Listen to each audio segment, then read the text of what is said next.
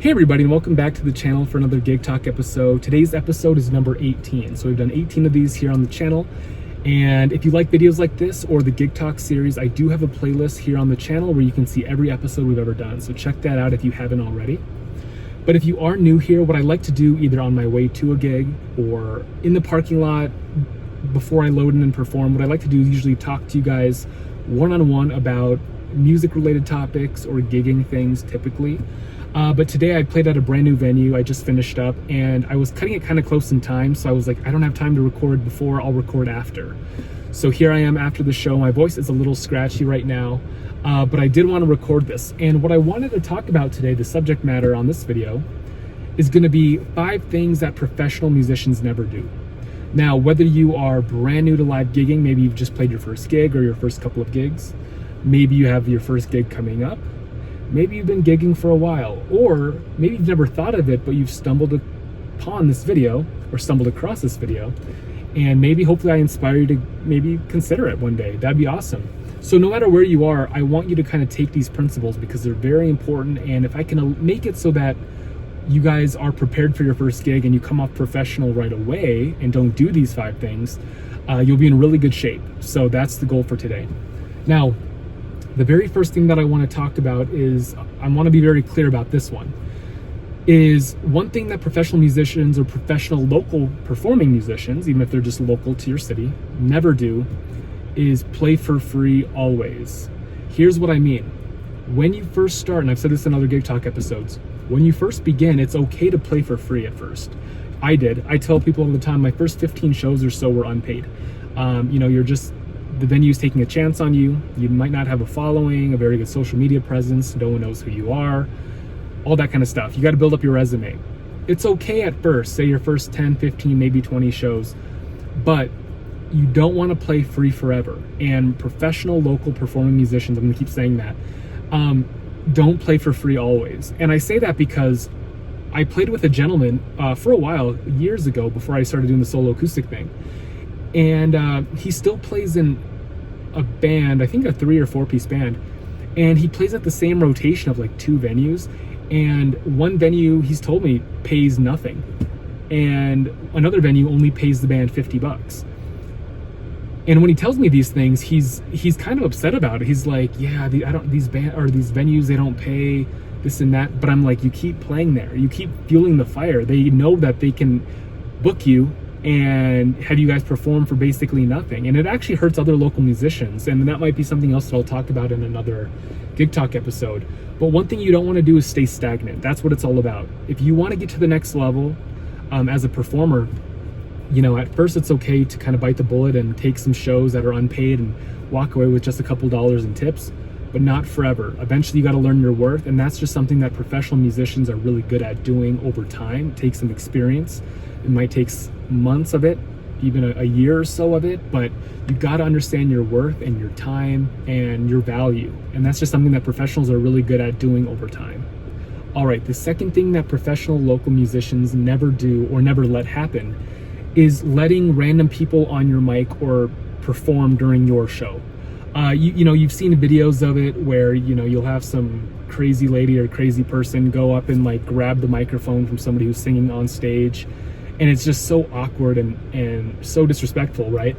But I've had people ask me during my shows, between songs or on break, if they could sing a song. And I'm like, this isn't karaoke, right? That's the whole thing, is it's not karaoke. The moment you have somebody step behind thousands of dollars worth of your gear and perform a song, they could sound like crap. You don't know. It comes off really unprofessional. And if the manager or the owner of the restaurant or bar or wherever you're playing is there, they might not like that, and you're just there's way too many downsides to it. You see things like this once in a while, but typically when you see it, it's from people that aren't really pros. They're more like people that play like one show every couple of months, and they just have family and friends out, and they don't care because the next day they go to their day job and they just don't care. They don't take it seriously. But for people that want to become more on that pro level, like for myself, a lot of you guys know, I'm a working musician full time, and that's what I've done since I've been 18. So I teach guitar lessons full time, I play live full time, this is my livelihood, and you can't really let anything jeopardize that. So one thing that professional local musicians do, or do a good job of, is they stay really kind of strict in a good way about not letting people behind the microphone, no matter how bad they want to or how many times they ask. You just don't let that stuff happen. All right, the third thing that professional musicians really don't do, or shouldn't do, I should say, is if you are performing a song that you haven't sang in a while, or maybe you get a request, I would not announce, to the crowd, I should say, I hope this song goes over well, or I hope this song turns out good.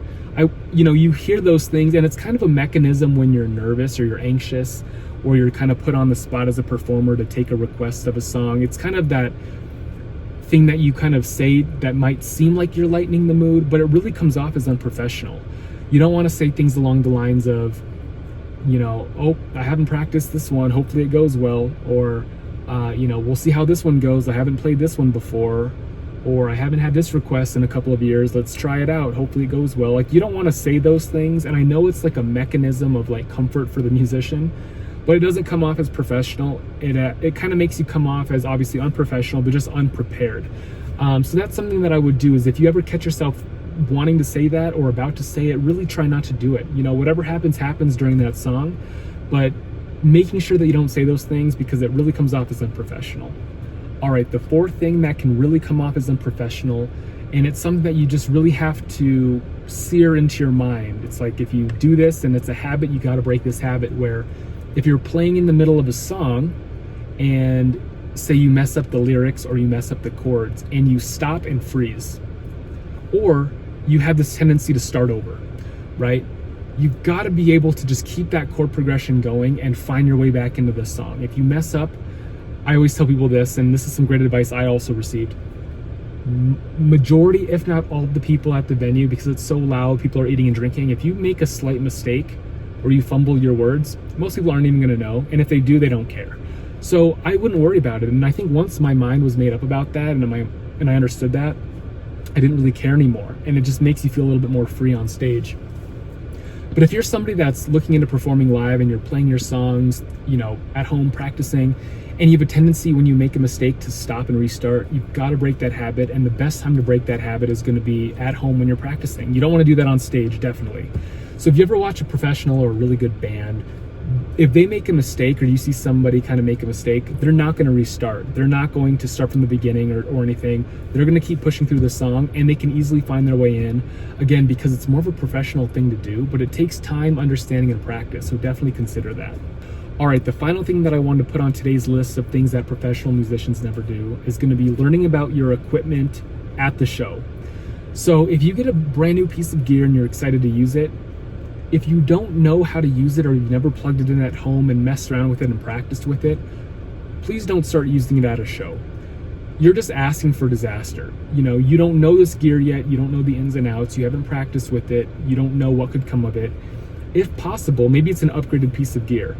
Stick to your older gear at first until you've been able to practice with it. I know it's something that, maybe a lot of you guys think is kind of a no-brainer, but it could be any new piece of gear. I highly recommend, like, if I get a brand new piece of gear, I always set up my stuff at home and I always practice with it and I get comfortable. And I also always bring my older gear with to the next show, just in case I need to plug that one in. Like, let's say something's acting up or something's different when I plug in live.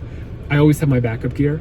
But don't learn about your gear for the first time if it's a new piece of equipment that you just bought and you're excited to use. Really practice it at home. Again, it just comes off as unprofessional, because you want to come into your show as a pro, understanding your gear, having a good understanding of how to use it, how it works, how it sounds.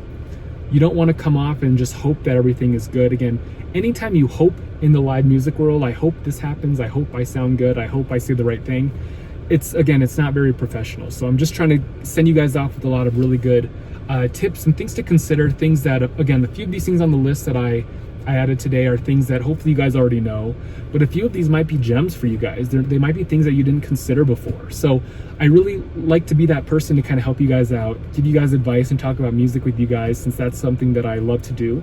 I love to teach and give advice and share my experiences with you guys to help you guys out. So I know this video is pretty quick and to the point today, but hopefully you guys like it. And if you like videos like this, make sure to subscribe to the channel. It helps us a ton here at Growth in Music. And I'll be out with more content just like this every single week moving forward.